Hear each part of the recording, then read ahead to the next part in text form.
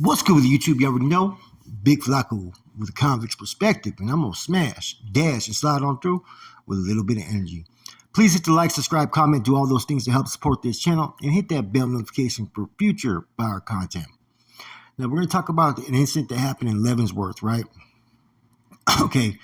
Now around this time, 2008, I believe it was, they started sending a lot of individuals to different FCIs, right? One of those being an FCI in Leavenworth, where the Surenos had already established a household there. Now, the numbers of Norteños started to go up, and a few Southsiders did not like this, right? So they decided to rush a couple of Norteños when they were on the handball court. They moved on a few homeboys and whatnot, and they took every Sureño off the yard. You know, of course, when they moved on the homeboys on the handball court, I'm not sure if they used pieces, but I know that they got the best of the homeboys that day, okay? I didn't really get details on that part. But it kind of sent a message to the homeboys. Okay, this is before everything had came from Skip. So all the Southsiders have been removed from that yard. They're supposed to go to a place in Texas, another facility, FCI, which ended up rejecting these Southsiders. But prior to this, Spider was there, the Carnal, Fidel Fabella. There was another individual named Shorty Mac from San Fran, and a lot of other individuals, right, who have done time in the feds. They had established that they were not going to let the Southsiders walk that yard since they were Southsider free. Now, bear in mind, it's a little different in the feds, right? They have these basically goon squad, right? They're like gang coordinators, like IGI in the feds. They're called SIS. So they approach Shorty Mac from Frisco and Spider from Sacra, right? Maybe a few others. Can you guys program with the Southsiders? We were going to send them to a FCI over there in Texas, but they rejected the transfer. We need to house them somewhere. Can we house them on this yard, and is there going to be problems? Now, you already know what time it is. Norteños are supposed to be housed anywhere and program anywhere with anybody. They're not going to refuse anybody on their yards. If it's going to crack, it's going to crack. So they told them, nah, there's going to be no problems. Now, the feds has a lot of different groups. It ain't like California where you're restricted just to certain groups and certain friendships, I'll say. So they had a lot of individuals that were working in different departments. Therefore, it gave them the upper hand when these Southsiders were going to be planned for release.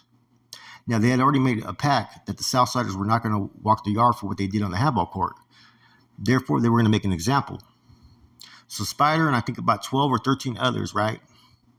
Basically, they strapped up. They made some real pieces, not no little flatbacks, right? Some real pieces. And the plan was the first wave of Southsiders that came out from the hole, they were going to hit them instantly. They were not even going to give them a chance to get back to their cells, you know, to fashion a piece or get ready or whatnot. And that's exactly what happened. When about 22 Southsiders came out, they basically butchered them. About 13, 14 Norteños rushed, including Spider, rushed and chopped up a bunch of Southsiders, right? The Southsiders got it pretty bad. But let's keep it 100. One, they didn't know the attack was going to happen that fast. And two, they didn't have no pieces or were ready for that. Because when they came out the hole, I guess, you know, you get strip searched and whatnot to make sure when you go to the yard, everything is good. They weren't ready. So what the NF and Norteños did was they hit them before they could get ready. Now, as administration is known to do, as soon as there's an incident, sometimes I'll take every person from that group off that yard. And that's exactly what they did. They took the 22 Southsiders that were injured off the yard, and they took all the Norteños, whether they were involved in this movida or not. They took them. They sent the Surenos to USP Victorville, which is basically a transfer station, right, to see where they're going to be housed next. The Norteños, a lot of them went to USPs. I think a lot of them, like Spider, went to Coleman, right? So that day, they pretty much, another yard got set off, and they lost the whole yard. So see, the feds is kind of tricky. You kick it off on a yard, they may take every individual of your group. It depends how the warden operates. It depends what the BOP wants to do. Now, I'm going to explain something about how the feds was at this time because all this was new to a lot of people, okay? A lot of the Surenos had been programming with Norteños and Bulldogs, sometimes calling themselves Cali cars. Some places Norteños just were allowed to do what they did. Their numbers weren't big, right? So a lot of the Southsiders were not taking any of the Norteños serious, right? You know, they were not taking their own program serious because there wasn't a lot of violence that was going on in the federal Department of Bureau of Prisons, excuse me, there wasn't a lot of violence. Okay, so this was a big change compared to how it had been for years.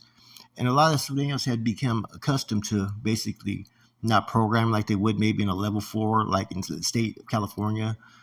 Drug use was becoming a big issue. People were fucking smacked back. And, they used to joke about some of their fucking leadership walking like ghosts on the yard. They were so fucking high. So when the Norteños hit these prisons, administration was not used to really dealing with them yet. They had yet to really set it off.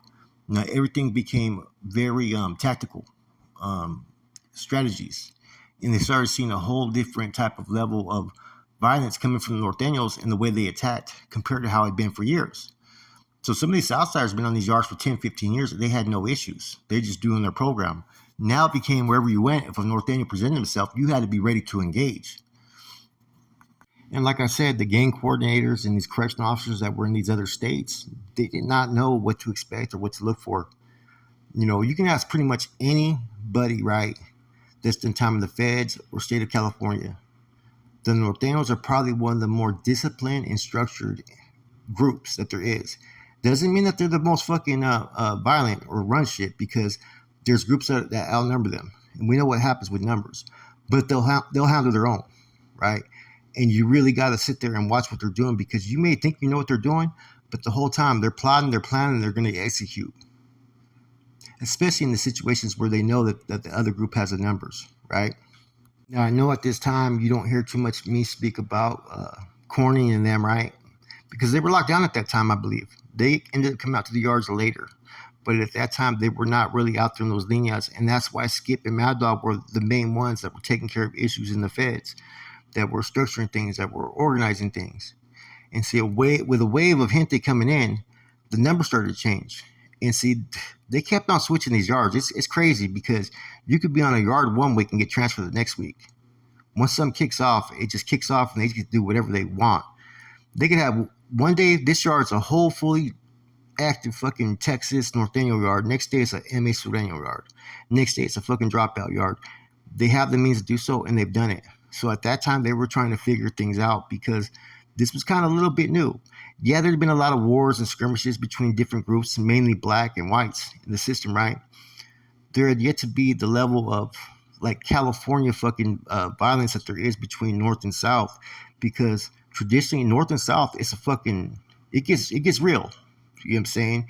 It gets strategic, and there's a lot of egos, and there's a lot of fucking people who just fucking want to fucking represent where they're from, and go out there fucking with a bang. And there ain't no, okay, we got off on this yard, we're going to squash it. No, it was just continuously going to be war everywhere. Everybody's seen it coming, right?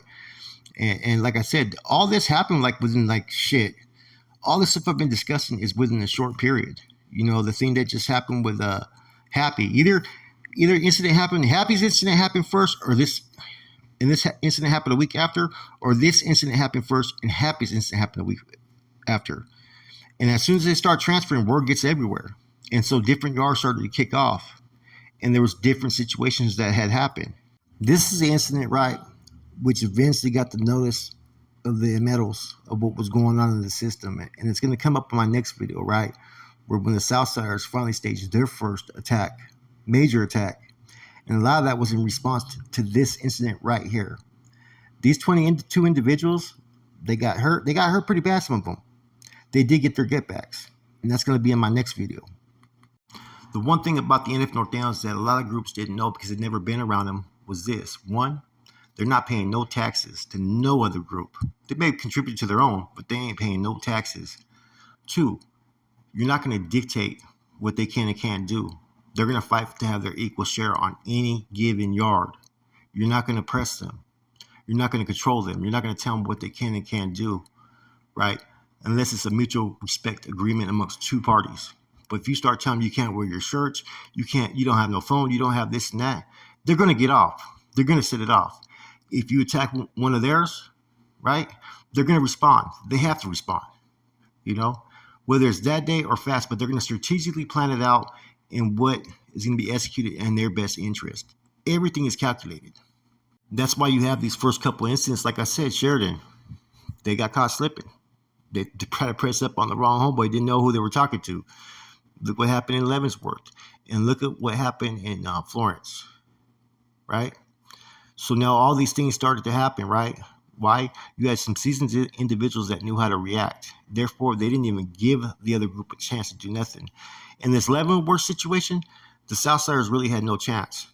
They had to use fists. They came out there, they came to a fucking knife fight with fists. And they had pretty much sent, equal numbers at them. You know what I'm saying? They got chopped up. It is what it is.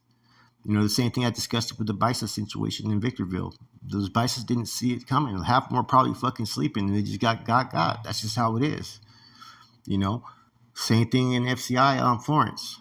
They were prepared and ready. Like I said, these groups were functioning different. This was a wake up call that prison is real.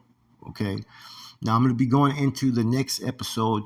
Is going to talk about how these Southsiders that got hit, how they got their get backs. It did happen. Trust me on that. Anyways, hope you enjoyed this spiel, man. Like I said, I got a whole bunch of stories that I'm going to be getting to, man. And I know you guys like these ones right here.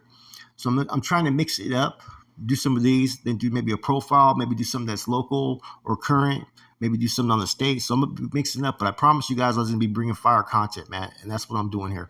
With that said, it's your boy Flacco. I'm gone.